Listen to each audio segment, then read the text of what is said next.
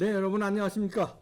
정치판을 읽는 고수 야당의 전 대표 이정현 대표 모셨습니다. 어서 오십시오. 네, 반갑습니다. 지금 당시 대표할 때는 여당이었습니다. 정신 여당이었죠. 지금 이제 야당이 됐지만요. 이거 지금 그래서 우리들이 보는 눈하고 대표까지 하신 분이 보는 눈이 이게 다르거든요. 아니 다릅니다. 그래서 요즘 이제 지금 결국 김종인 총괄이 됐고 윤석열 후보가 울산까지 내려가서 이준석한테 뭐 이제 힘을 실어줬습니다. 이준석이 말하자면 벼랑끝 전술에서 이긴 게 됐어요. 어떻게 보십니까? 뭐 저는 이기고 지고 그런 문제가 아니라 네. 우선 정권 교체를 바라는 우리 정말 애국 국민들 너무너무 가슴 졸였습니다. 결과입니다. 정치는 결과로만 합니다. 어쨌든 결과가 화합하고 단합으로 끝났기 때문에 일단은 안도를 많은 그 지지자들이 하고 있거든요. 네. 그래서 지고 이기고를 떠나서 이번에는 사실상 윤석열 후보의 정치력이 아주 돋보이는 돋보이는 그러한 장면이었다. 그 아까처럼 홍준표나 또는 그 김종인이나 이준석이나 참 좀 더 대인 같은 모습을 보여줬으면 했는데 그러지 못했는데 사실상 정치에 경험도 없고 경륜도 적다고 하고 자기들이 비난하고 우습게 알았던 윤석열이 굽힐 때 굽힐 줄 아는 리더십, 꿇을 때 꿇을 줄 아는 리더십. 그러나 최종적으로 결국 이기는 리더십. 이걸 발휘를 해서 정말 깨지기 직전까지 또 깨질 수도 있었었던 그런 상황을 수습했다고 한다면 이건 저는 전적으로 윤석열의 리더십, 윤석열의 유연성 그리고 윤석열에 대한 새로운 기대를 갖게 하는 그런 상황으로 정리됐지 않았느냐 이렇게 생각이 듭니다. 그렇게 평가하시는군요. 네네. 하기야 지는 게 이기는 거다 이런 우리 옛말도 있지 않습니까? 이보 전진을 위해서 일보 싹 구태해 주는 거 끌어안고 사실 쉽지 않은 않은 거예요, 그거. 일이거든요. 네. 우리 이회창 총재께서 당시에 후보가 김종필을 좀 안 왔으면 박찬종이를 좀 안 왔으면 그렇죠. 네. 또 정몽준을 좀 안 왔으면 하는 그런 간절함들이 있었었고 또 박근혜 솔직히 말해서 후보에서도 그 당시에 이제 이명박이었던가 그 정몽준이를 그 당시에 노무현한테로 안 가게 그때 안 왔으면 하는 그런 간절한 바람들이 있었지만은 사실 쉽게 그걸 못했었어요. 그런데 그렇게 못한 사람들은 사실 결과가 썩 좋지는 않았었는데 김명삼 같은 경우에는 사실상 그 박태준이를 찾아서 광양까지 내려가고 또 그렇죠. 김대중 같은 경우에는 후보 빼놓고 다 양보해라. 이런 식으로 하고 JP를 끌어안고 그런 결과들은 다 좋았거든요. 그러니까 대인의 모습을 보였었던 그런 정치인들은 결국 얻고자 하는 것을 얻었고 같이 찌질을 하게 된다고 한다면 또 같이 잃게 되고 하는 그런 게 역사적으로 정치 우리 사회에 우리가 아직도 다 기억을 하고 있는 그런 사안들입니다. 네, 그러니까 통 크게 통 큰 리더십으로 찌질한 사람들의 그 땡깡 목리를 품었다. 대의를 위해서 큰 그 꼴을 위해서 그 점에서는 높이 평가해 주시는군요. 저는 왜냐하면 이번에 한 번으로 끝날 일이 아니고 앞으로 대선을 마칠 때까지 오늘이 93일이 남았으니까 계속해서 또 이런 비슷한 일들이 벌어집니다. 그렇겠죠. 왜냐하면 이건 권력 투쟁입니다. 권력 투쟁이라고 하는 것은 뭐냐면은 어떤 그 재화 먹을 게 자리가 권력이 있을 때 이 권력을 누가 이제 결국 권력을 나누는 게 정치인데 이 권력을 나누는 칼자루를 누가 쥐느냐입니다. 칼자루를 같이 공동으로 쥐더라도 누가 더 근립을 더 세게 쥐느냐, 더 많은 부분을 잡느냐 하는 건데 서로 그 권력 투쟁 한마디로 말해서 칼을 가지고 많이 배분을 하려고 하는 그때 그게 싸움 그런 이전 투구를 하고 있을 때에 이제 이걸 어떻게 조정을 하고 어떻게 타협을 이뤄내느냐 한데. 결국에서 조정하고 타협을 이뤄낸 사람은 윤석열이고 그 앞에서 아까 땡깡이라는 표현을 썼었지만 어쨌든 목리를 부렸던 사람들이 사실상 이긴 것 같지만 졌습니다. 그런데 이제 저는 이번 이 과정을 보면서 좀 앞으로 정치할 사람들이 하나 좀 참고를 해야 될 게 있다고 생각합니다. 사실상 우리 이제 이준석 대표가 보여줬었던 이번에 이 행태는 이준석 대표에게는 앞으로 정치를 해나가는데 아주 큰 걸림돌이 될 겁니다. 이번에 자기가 자기 스스로 몸에 아주 큰 상처를 냈어요.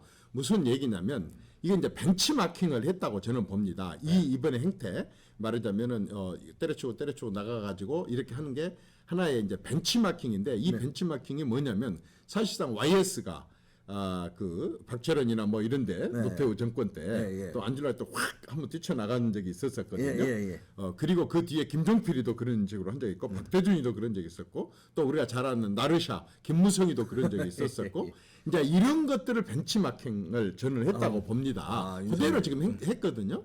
근데 이것은 사실 20세기 정치입니다. 지금은 2020년 내에 들어와서 첫 번째 뽑는 대통령 선거에서 당 대표가 보여줬던 21세기형 정치는 아닙니다. 그렇죠. 예. 그리고 이것은 과거 구태 정치인들, 구체제 하에서 했었던 정치인들의 60대, 70대 이 노인 정치에서 나타났던 현상이지 우리가 기대하는 30대 정치인이 할 수 있는 정치 행태는 아니라고 봅니다. 맞아요. 네. 그런 점에서 21세기 정치도 아니고 30대들이 할 수 있는 새로운 정치도 아니고 이건 이제 어른들이 이런 것을 하면은 JP 표현한 대로 목리를 부린다는 점잖은 표현을 합니다. 목리 정치다. 네네. 그런데 이렇게 30대 말하자면 우리 이준석 대표가 이번에 했었던 것은 목리라고 하기에는 너무 좀 고급스럽고 말하자면 땡깡이면 돼요. 땡깡. 말하자면 중2병. 우리가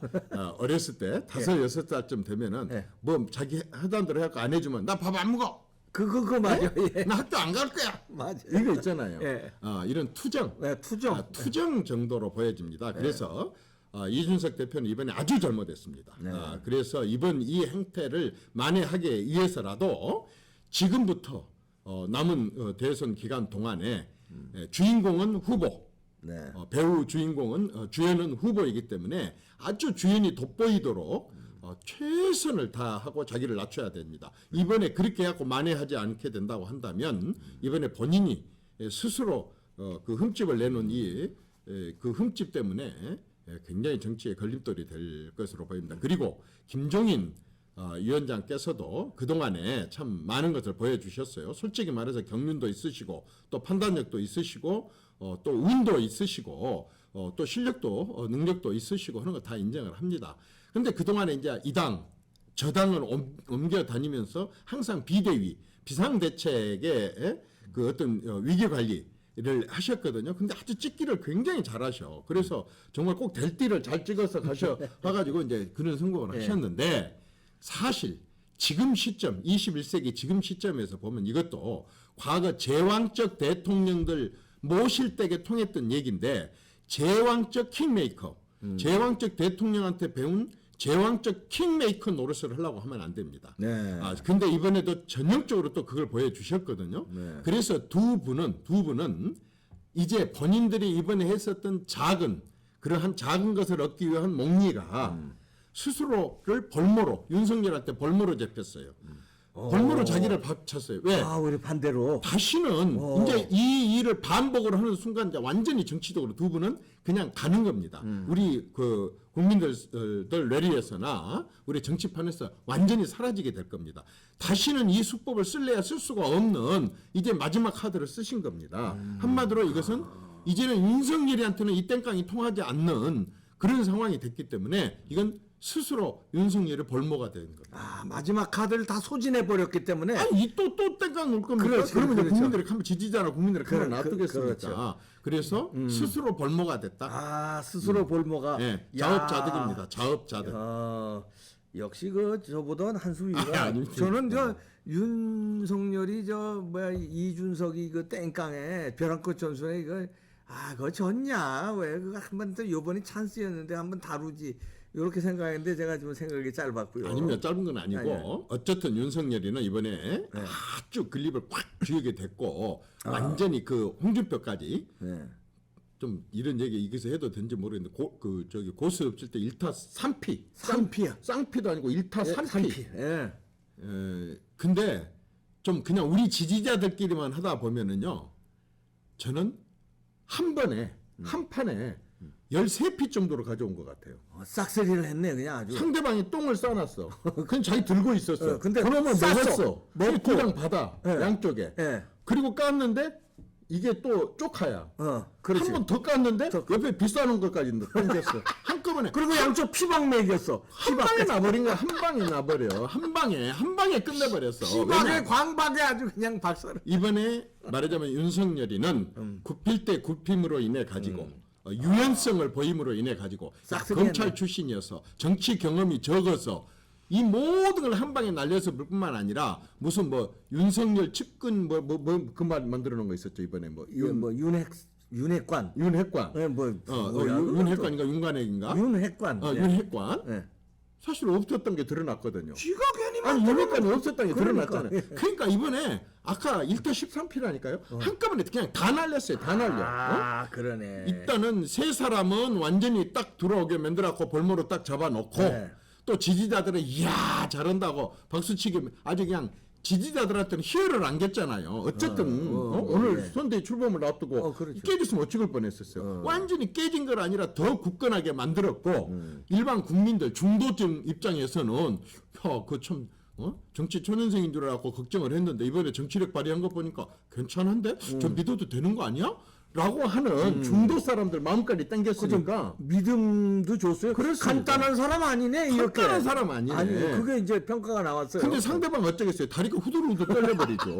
내가 정치 고수인 줄 알았는데 저는 야 이거 뭐야? 나는 뭐 이재명의 민주당이네 뭐네 막 장악을 하고 막 공격을 하고 온갖 것을 다 해도 지금 안 되는데 저 사람 어떻게 한 방에 말이야. 정리를 해버리니까. 딱 정리를 해? 그러니까 와 이제 상대방이 다리를 후들거리게 만들어버린 거죠. 그러니까 일단 13피가 맞은 거 같아요. 그러네요. 예. 야, 한 방에 딱 끝내버렸다는 딱 거죠. 끝내버렸어요. 예, 자, 근데 이제부터는 이제 볼을 할 것이냐 스톱을 할 것이냐. 그렇죠. 이제부터 이제 중요한 게임이 또 남아지지 않습니까? 이제 단일화. 단일화. 요거 이제 또 이제 지금처럼 이게 잘 될까요? 아니면 단일화에 걸림돌이 김종인하고 이준석은 단일화 안철수하고 하지 말라는 입장이거든요. 이제 이 사람들은요 이번에 그것조차도 또 이번에 또 안철수 윤석열을 또 얻은 거예요. 아, 그래요? 아까 그분들이 고집. 그분들의 고집이요. 뭐 누구나 된다, 누구나 안 된다 막 했잖아요. 네, 했더라고요. 이제 염치 없어서 그거 못 해요.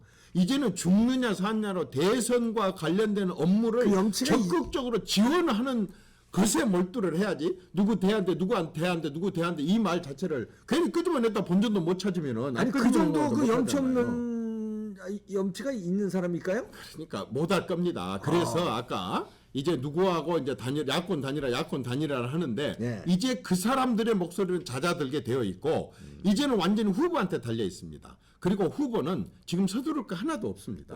일단 12월 말까지는 그냥 자기 길 가는 겁니다. 지금 막 자기 이제 그동안에 조금 미뤄왔었던 국민 속에 파고 들어가서 액션 완전히 가서 이제 행동으로 옮기면서 국민들에게 보여주는 겁니다. 12월 때까지 죽고 살고 마지막 끝날 때까지 윤석열을 보여주고 네. 내년 1월쯤 가게 되면은 이제 아까 나머지 사람들도 전부 사실은 심상정이 빼놓고는 정권 교체를 바라는 사람이거든요. 그렇죠. 근데 정권 교체를 바라는데 자기 힘으로 정권 교체가 도저히 할 수가 없다. 근데 자기가 나가게 되면 정권 교체에 굉장히 위험할 수도 있다라는 생각이 들게 되면은 일단 상황이 아까처럼 상황이 달라질 거라고 봅니다. 변수가, 이 상황이 달라질 때까지는 기다려야 된다고 생각합니다. 특히 그 아까 캠프를 포함하는 어떤 누구도 우리가 앞으로 단일화를 할 대상들에 대해서 털끝만큼의 공격이나 공세를 해서는 안 됩니다. 있는 대로 존중을 해줘야 됩니다. 최대한으로 끌어안을 생각을 해야 되고 그다음에 그 모든 걸 다 양보할 생각을 해야 되고 왜냐하면은 작은 것 같지만 큽니다. 국민들 입장에서는 여기서 뭐가 따라오게 되냐면 국민 통합이 따라오게 되거든요. 그렇지. 지금까지 김대중, 김영삼이도 절대 못했던 게 입으로는 국민 통합을 얘기를 하면서 사실상 국민 통합을 결과적으로 못했거든요. 못했죠. 그런데 지금 만약에 그 사람들까지 다 끌어안게 되고 옛날에 호남의 그 DJ 민주당 네. 지금 이 사람들 갈 데가 없어졌잖아요. 노무현 때부터 열린우리당 만들면서부터 배제하기 시작해갖고 안철수한테 갔다가도 또 이제 이 사람들이 나왔고 했기 때문에 갈 데가 없거든요. 그 사람들하고 아까 안철수를 포함한 나머지 사람까지 만약의 경우에 1월 달에 가서 한 덩어리가 되고 만약에 공동으로 정권 그 어떤 그 교체에 예. 같은 일원이 된다고 한다면 이건 어마어마한 국민의 힘이 모이는 것이고 그게 바로 그 국민 통합이고 통합이니까. 화합이기 때문에 어떤 누구도 못했던 윤석열만 할 수 있는 일이거든요. 지금 서두를 필요는 없습니다. 그러나 항상 마음의 준비와 겸손함과 그분들을 큰 마음으로 이렇게 대할 그런 자세와 준비가 돼야 된다고 봅니다. 아, 그러니까 그런 것도 이제 적임자다. 잘 될 걸로 낙관하시네요, 아주. 아니 지금 한 발짝 지금 말하자면은 윤석열이 다 갖춰져 갖고 삼수 사수 대선한 사람들은 아니잖아요. 네. 이제 정치를 시작한 사람인데 이 사람한테는 참신성이 있다 그 말입니다. 아까 그런 유연성이 있단 말입니다. 모른다는 겸손이 있다 그 말입니다. 그러니까 최고의 많은 사람들 인재들을 긁어 모으려고 하는 마음 자세도 있을 것이고 또 저 사람들을 아쉬우니까 한 표라도 더 아쉬우니까 또 안으려고 하는 그런 마음 자세가 나올 수 있기 때문에 그래서 오히려 기득권 정치인들보다 훨씬 잘할 수 있겠다라고 하는 기대감을 주는 거고 윤도 또 그렇게 가야 됩니다. 그러나 지금 윤이 아주 부족한 게 있습니다. 아주 부족한 게 뭡니까, 있습니다. 그게? 사실상 지금 당내 정비하느라고 정신이 없었잖아요. 정신없었죠. 막 들어왔을 때부터도 당에서 흔들어 댔었지. 또 경선 과정에서도 많이 힘들었지. 또 되고 나니까 또 힘들었지. 또 힘들었지. 가지고 우선은 뭔가 대통령이 되고 난다고 한다면 나라를 어떻게 변화시키고 국민들한테 어떤 희망을 주고 어떤 고통을 해결해주고 이런 것을 발표하고 얘기하기 이전에 내부 수습하기도 힘들었습니다. 네. 내부에서 발목 잡고 힘들어댔었기 계속 때문에 근데 이제 이게 어느 정도 지금 정리가 돼간단 말입니다. 네. 그럼 지금부터 아젠다입니다. 대통령이 돼서 어떻게 할 건데 나라를 어떻게 바꿀 건데 내가 어떤 사람이 어떤 장점이 있는데 어디다가 초점을 두고 국정을 이끌어 갔던 하는 이제는 아젠다를 과감하게 국민들한테 내놔야 됩니다. 네. 경제 문제도 그렇고 안보 외교 문제도 그렇고 더 중요한 건 정말 힘없이 살아가는 사람들, 억울한 사람들, 진짜 힘들고 억울함을 당해가지고 밤새워서 잠을 못 자는 사람들, 가정이 파괴 직전에 가 있는 사람들, 이 모든 사람들을 어떻게 끌어안을까? 어떻게 내가 힘을 발휘를 해서 네. 그런 사람들의 고통을 해결하고 행복을 줄까 하는 이런 부분들에 대한 아젠다를 매우 구체적으로 그리고 신념에 제시를 해야 된다고 봅니다. 이제는 지금 아젠다 제시 이게 굉장히 중요하고 그 중에 하나가 국민 통합이고 또 그 중에 하나가 국가 개조고 국가를 어떻게 개조를 시킬 것인가. 너무 망쳐놨어요, 이 사람들. 국가 재정도 그렇고 공직 인사도 그렇고 법 질서도 그렇고 여러 분야를 외교 안보부터 시작해 너무 많이 망쳐놨는데 이걸 어떻게 그냥 고치는 정도를 넘어서 지금 이 시대에 맞게 어떻게 국가를 개조를 할 것인가, 행정을 어떻게 개혁을 하고, 청와대를 어떻게 개혁을 하고, 정치를 어떻게 개혁을 하고, 그 다음에 경제와 금융과 이런 부분을 어떻게 개혁을 하고, 부동산 문제라든가 자영업자들이라든가 일반 서민들과 실업과 청년들을 어떻게 개조를 해 나갈 것인가 하는 것에 대해서 교육 분야도 이제 21세기 맞는 첨단 산업 시대에 맞게 어떻게 개조를 해 나갈 것인가, 국가 개조에 대한 부분과 예. 그 다음에 아까처럼 너무너무 힘들고 어렵게 살아가는 또 억울하게 살아가는 이 사람들을 내가 법을 전공했고 법치를 한 사람이야. 내 상식은 그 다음에 내가 하려고 하는 공정은 이런 억울한 사람들을 최소화시키는 거야. 억울한 사람들을 억울하게 만든 것부터 내가 제거해 나가는 거야. 하는 것을 진심에서 본인이 만약에 국민들한테 제시를 한다고 한다면 이게 굉장히 저는 클 거라고 생각해요. 저는 그게 가장 큰 포인트라고 생각하는데 제일 큰 포인트죠. 그거 이제 법이 집행되는 나라, 네. 억울한 사람은 안 억울하게 하고 저 대장동이든 이런 거 비리 헤쳐먹은 놈들은 엄벌하는 나라. 그래야지 그게 반대가 되는 지금 나라가 됐잖아요. 맞습니다. 진짜. 박근혜 대통령도 뭐 죄도 뭐 별로 없는데 지금 뭐 계속 감옥살이 하고 그 주변에 몇십 명이 지금 들어가 있잖아요. 바로 그런 점입니다. 그래서 그것을 나는 윤석열이 예. 아주 과감해. 왜냐하면 그 말을 했을 때 가장 먹힐 수 있어요. 저 사람 뭐 법을 전공한 사람이었고, 그렇지. 바로 그렇게 억울한 사람들에 대한 심판을 수사를 하고 조사를 했던 사람, 근데 총괄 지휘를 했던 사람 아닙니까? 가장 법을 잘한 사람이에요.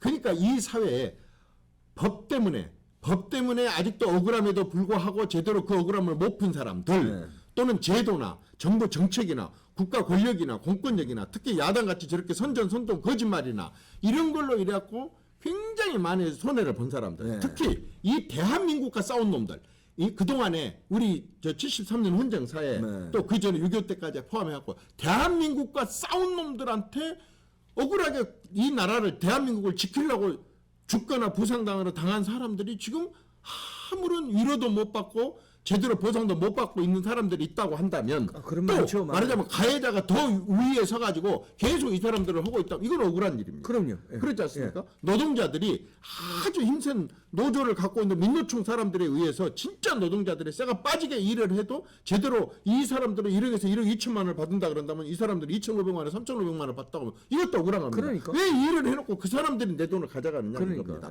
예. 이런 걸 포함해서 이 세상에는 법 때문에, 제도 때문에, 정책 때문에, 공권력 때문에, 힘센 놈들 때문에, 많이 배운 놈들 때문에 억울하고 살아간 사람들 밤잠 못 자고 가정이 파괴되고 진짜 죽고 싶어 하는 사람들이 너무 많이 있거든요.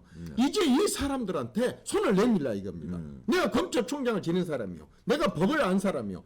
내가 이걸 잘 알고 있는데 이것만 하나만은 내가 한번 최대로 내 집권하는 동안에 고쳐보겠소. 라고 하는 이 억울한 사람의 원과 한을 풀어주는 정치, 이거 국정, 이것도 한번 아젠다로 생각을 해볼 만한 거 아니겠습니까? 그러니까 뭔가 거기에 관한 캐치프레이즈를 참 아주 딱 국민들한테 시원하게 한마디에 딱 와닿게 예. 그 테마를 하나 잘 정하면 저 클린턴이 바보야 문제는 경제야 뭐 그런 식으로 딱 그냥 하나 예. 요 지금 억울한 여야에서 법치주의를 살리겠다 요거 하나는 뭔가 딱 이걸 하게 되면요. 예. 사실상 민주당 사람들이 이 집권하기 전에 입에 달고 사는 게 항상 사회적 약자들을 얘기했다. 약자로 얘기하겠다. 저희들이 딱 집권하고 나서는 국민을 약자로 만들어 버렸습니다. 그러니까. 저희들이 강자가 돼 버렸거든요. 맞아요. 그러니까 사실 쟤들의 아젠다를 가져다가 완전 우리가 쓰니까 쟤들이 할 말이 없게 돼 버리는 거예요.